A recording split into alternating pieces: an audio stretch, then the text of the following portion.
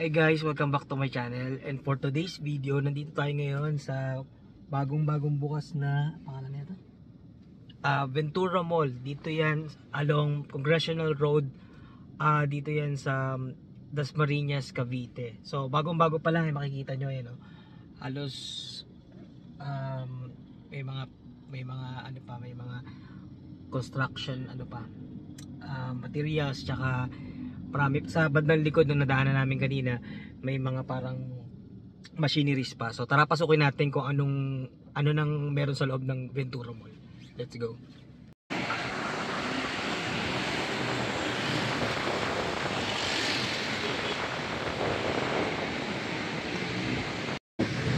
So ayan, ngayon pupunta tayo dito sa loob ng Ventura Mall. Okay, bagong-bago lang yan. Ayan. So ayan.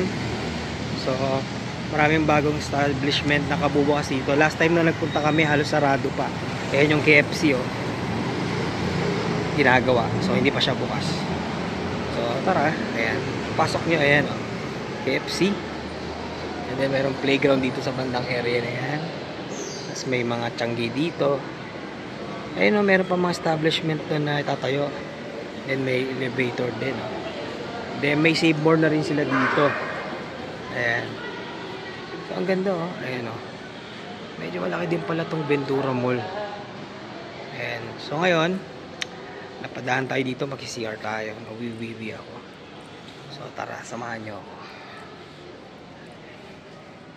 Dito maraming pang ginagawa. Ayan, oh.